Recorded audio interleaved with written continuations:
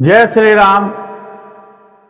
मित्रों, आपको याद होगा मैंने बताया था आपको पिछले वीडियो में कि रानी गजमोतीन की सती होने की सारी व्यवस्था हो जाती है, चंदन लकड़ी आदि शमशान में पहुंच जाती है।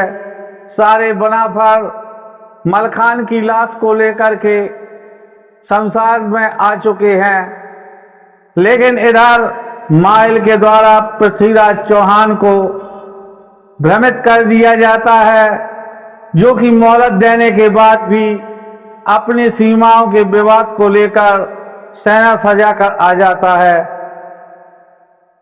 मित्रों, अगर आज आपका आगमन पहली बार हमारे चैनल पर हुआ है तो कृपया आप चैनल को सब्सक्राइब कर लें, वीडियो को लाइक कर दें, क्योंकि हम ऐसे ही वीडियो लाया करते हैं। आप सभी लोगों का सहयोग अपेक्षित है। बहुत बहुत धन्यवाद। बढ़ते हैं आज के प्रसंग की ओर।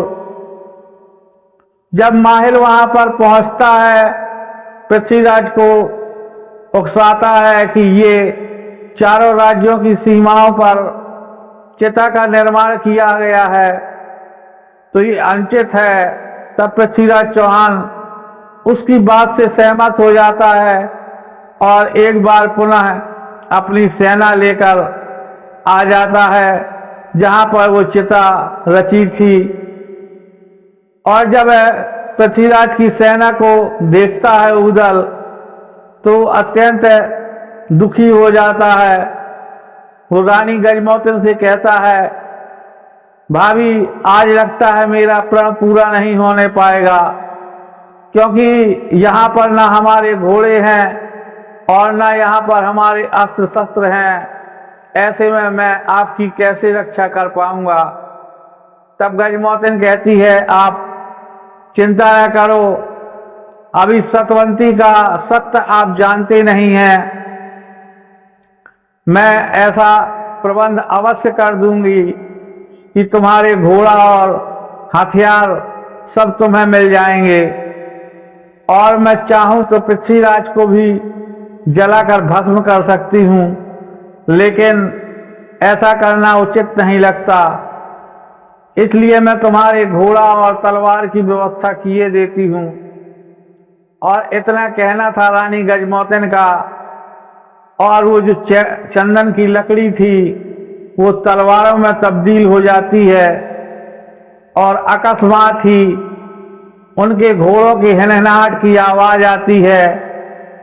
लाखन राणा की घोड़ी हथनी भी अपना लंगर तोड़कर उसी चिता स्थल पर आ जाती है, और सब अपने अपने वाहनों को देखकर अत्यंत प्रसन्न हो जाते हैं। सारे के सारे अपनी सवारियों पर बैठकर युद्ध के लिए तत्पर होते हैं। इंद्र को चिता की रक्षा के लिए उदल छोड़ता है कि बेटा यहाँ बड़े सावधान रहना, क्योंकि चौहानों का कोई ठिकाना नहीं है। इंद्र कहता है कि मैं अपने प्राण भी दे दूंगा, पर चिता का कोई अहित नहीं होने पाएगा। और प्रारंभ होता है युद्ध।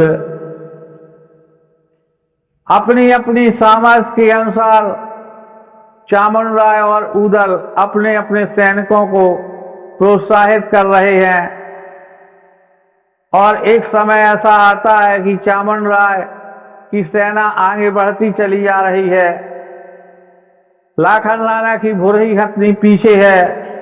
तब उदल से कहते हैं कि उदल, तुमने नाक कटा दी। इतनी मजाल हो गई चामुंडराय की कि वो चिता के घेरे तक आ पहुंचा। ऐसी बात सुनकर के उदल क्रोध में भर जाता है और वो कहता है, अब मित्र मेरी तलवार का जौहर देखो। तब लाखन कहते हैं, अब मैं तुम्हारे भरोसे नहीं रहूंगा, और इतना कहकर अपनी हथनी को आगे बढ़ा देते हैं।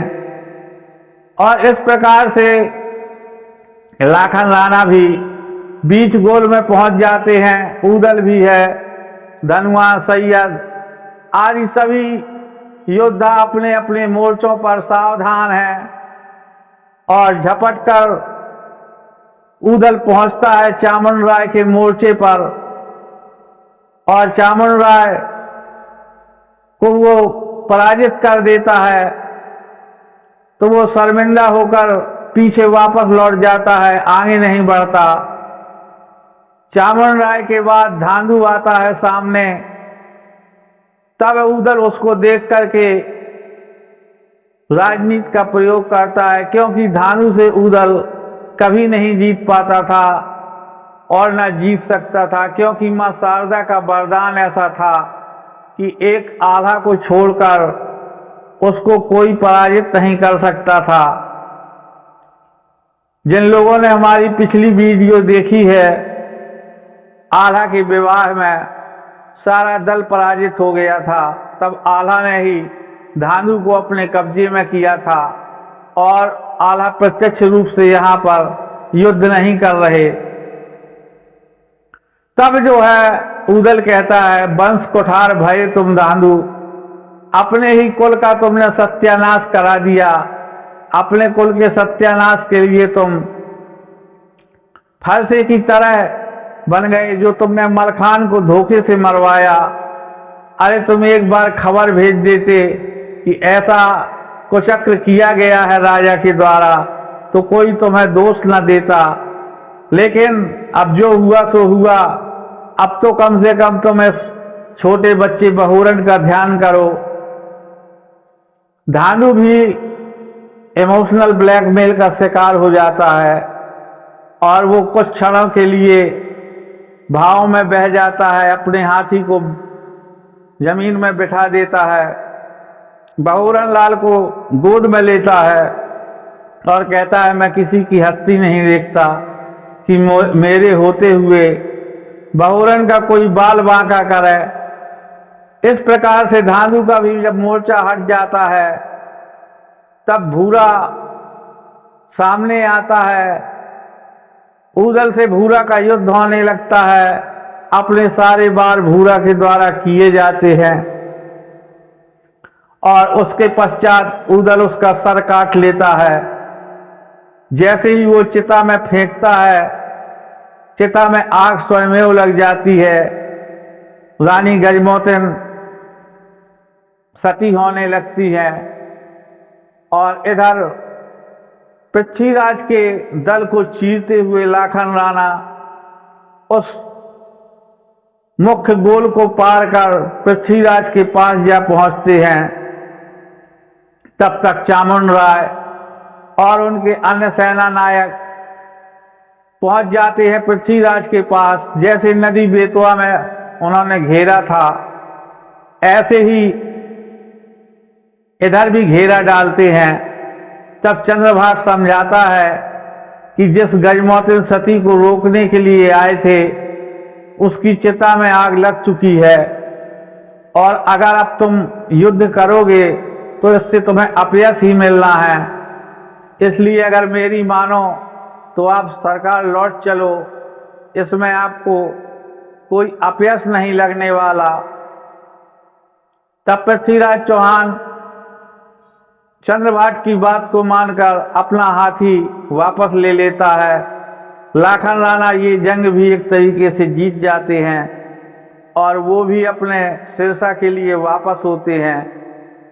इस प्रकार से गजमोतिन की सती होने की कहानी है। तत्पश्चात 13वीं के पश्चात आल्हा ने कुंवर बहुरन का राज्य तिलक किया, जिसको राजा परमाल ने तिलक किया।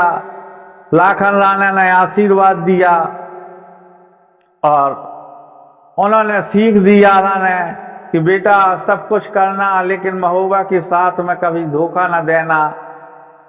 तो मित्रों, कैसा लगा आपको ये गजमोतिन सती का प्रसंग, जरूर बताइएगा। अगर किसी भी कारण से थोड़ा भी अच्छा लगे तो चैनल को सब्सक्राइब जरूर कर लें। अगर आज पहली बार आए हैं, वीडियो को लाइक करें, अपने इष्ट मित्रों को शेयर करें। आप सबको यहाँ तक बने रहने के लिए बहुत बहुत धन्यवाद। जय श्री राम।